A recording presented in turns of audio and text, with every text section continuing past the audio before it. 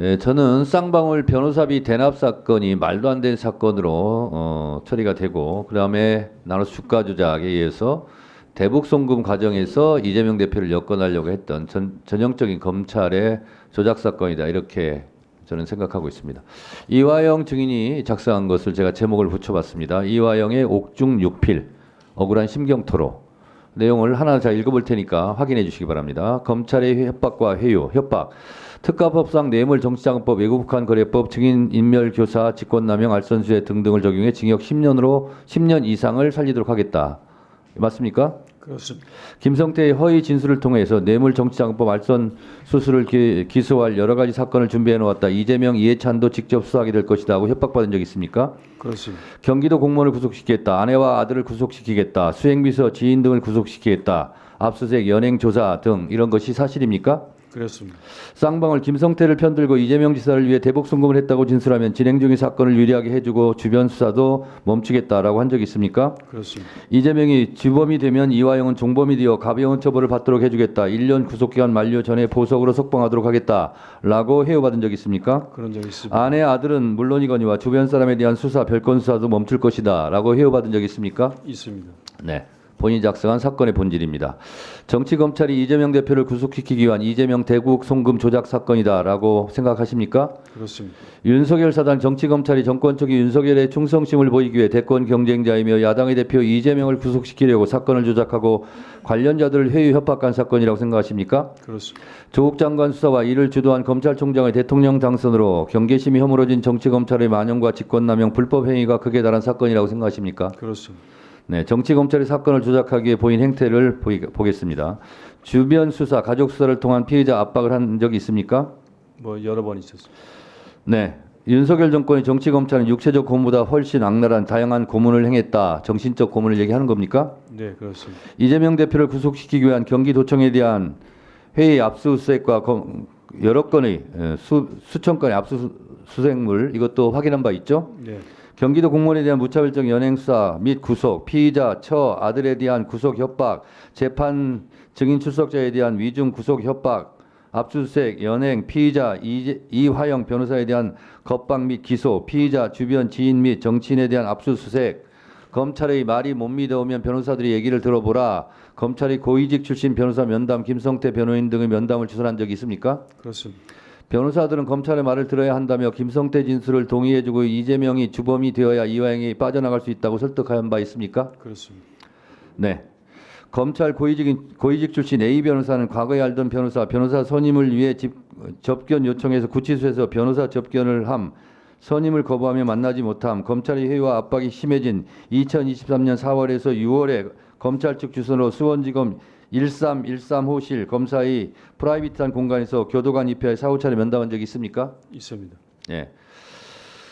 법무법인 광장의 유재만 변호사를 검찰이 직접 소개하여 수원지검 1313호실에서 2, 3차례 면담한 적이 있습니까? 있습니다. 그 외에 김성태의 변호인으로 생각되는 변호인 2인 정도를 한 차례씩 검찰이 주선으로 만난 적이 있습니까? 있습니다. 피의자 검찰 조사 시 변호인 배석이 여러 사정으로 어려워지자 회유를 위한 조서에 변호인 배석이 안 되면 모양이 좋지 않다며 김성태의 주선으로 변호인이 검찰 조사에 배석한 바 있습니까? 있습니다. 네. 공범들을 통한 회유 및 협박 및 회유에 대해서 보겠습니다. 검찰에서 김성태와 단독 면담 10여 차례 주선, 김성태는 이화영에 대해서 자기 진술에 동의하지 않으면 뇌물 정치자 자금, 알선수재, 외국환 거래법, 증거 인멸교사 등 징역 10년 이상 선고될 허위 진술을 할 것이라 협박한 바 있습니까? 있습니다. 또한 이재명, 이해찬에 대해서 허위 진술을 할 것이라 협박, 또한 방용철 등 회사 직원들의 허위 진술은 물론 법정 증언도 불리하게 할 것이라 협박한 적 있습니까? 그렇습니다. 김성태의 조작 수사 협조 대가 부분을 보겠습니다. 김성태는 이재명, 이화영에 대한 거짓 진술의 대가로 자신에 대한 추가 수사를 면제받음. 추가 수사 내용은 대북 송금 800만 불, 자금원, 주가 조작, 허위 시비 발행, 해외 원정 도박, 허위 직원 등재, 해외 도피 행각, 포천 골프장 불법 조성 등등 이런 것은 수사 면제받았다고 생각하십니까? 그렇습니다. 검찰이 협조한 대가라고 생각하십니까? 그렇습니다. 김성태 본인과 박영철, 안부수, 박상영, 박상민, 김태현, 양선길, 김영모 등 구속된 쌍방울 직원의 보석, 집유 등 조기 석방을 약속받았다고 생각하십니까? 그렇습니다. 검사가 직접 그 부분에 대해서 자랑한 바가 있습니다. 네, 자랑한 바 있죠. 김성태의 동생 김영모에 대해서는 검찰이 징역 1년 6월을 구형하려 했으나 김성태의 협조로 징역 6월만 구형하여 바로 석방될 수 있게 해주었다는 박상용 검사가 자랑한 적이 있습니까? 그렇습니다. 김성태 황제 수감 생활 부분에 대해서 보겠습니다. 오전 변호인 접견, 오후 검찰 출정, 검찰의 쌍방울 직원 박상홍, 박상인 등 2, 3인이 출근하여 김성태의 수발을 들고 실질적인 회사 경영, 먹고 싶은 음식, 음료, 술 등을 항상 제공받음, 공범들과 입맞추기, 1313호 앞 창고 공간에서 공범이 모여서 진술을 맞춤, 세미나를 함, 회사 직원 등을 동원하여 조작 수사를 지원함, 검찰에서 무한정 변호인 접견, 검찰의 주선으로 수원지검 1313호 앞 창고라는 공간에서 공범 김성태, 방영철, 안부수 등과 수차례 회합, 같이 식사하고 다과 먹으며 세미나처럼 말을 맞춤, 쌍방울 직원 박상욱이 거의 매일 검찰에 나와서 김성태의 수발을 들며 이화영에게 외부 지인과의 연락, 자금 지원 등을 제안하며 회유한 적이 있습니까? 그랬었습니다. 네, 술자리 관련해서 참석자는 이화영, 김성태, 방영철, 박상웅, 박상훈 검사, 검찰 수사관, 1인 등이 맞습니까? 맞습니다. 제공된 음식은 연어의 회덮밥, 국물 요리, 술, 음료가 맞습니까? 맞습니다.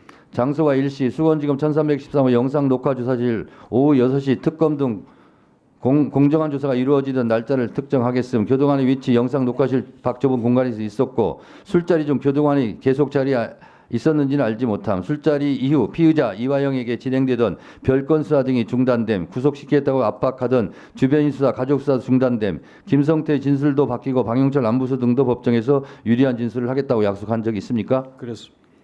네. 이런 등등의 증인의 진술로 봐서 박상용을 우리가 오늘 탄핵소추하는 건데 6가지 법을 적용할 수 있다고 봅니다. 형법 제23조 직권남용죄, 변호사법 36조 재판 수사 공무원의 사건 소개 금지, 세 번째 형법 126조 피의사실 공표죄 위반, 네 번째 형의 집행 및 수용자의 처우에 관한 법률 제41조 접견 조항, 다섯 번째 형의 집행 및 수용자의 처우에 관한 법률, 여섯 번째 형법 122조 직무유기, 이런 부분들을 적용해서 박상용 검사에 대해서 탄핵하는 것이 저는 마땅하다 이렇게 생각합니다. 증인 할 말 있습니까? 네, 뭐 그런 과정을 통해서 저는 상당히 저도 뭐 이제 60살 이상 살았기 때문에 사회적 경험을 하고 아까 이성윤 의원님 말씀하신 것처럼 검찰이 이렇게까지 할 줄은 몰랐습니다. 그러니까 그 직전 대통령 선거에서 뭐 거의 1% 미만으로 낙선한 그 후보고 또 그 뒤에 제1야당의 대표이고 그런 그 이재명 대표에 대해서 어떻게 하든지 사법 처리를 하기 위해서 정말 상상하지 못할 정도로 제가 지금 거기 쭉 표현했었던 것들에 대한 회유뿐만 아니라 여러 가지 압박을 통해서 우리 경기도 같은 경우에는 거의 모든 공무원들이 뭐 그 PC가 털릴 정도였었고 압수된 문건만 5만 건에 이르는 그런 정도였었는데 요즘 분위기하고 그때하고 또 좀 다릅니다. 그때는 정말 검찰이 약간 이 사람들이 이성을 잃지 않았나 할 정도로 무슨 그 이재명 대표를 전리품처럼 서로 차지하려고 하는 그런 과열 경쟁이 있었고 1313호에서 안 되면 뭐 1514호에 불러가고 왔다 갔다 하고 수원지검의 거의 모든 검찰이 다 총동원돼 가지고 저희들 사건을 다루었고요.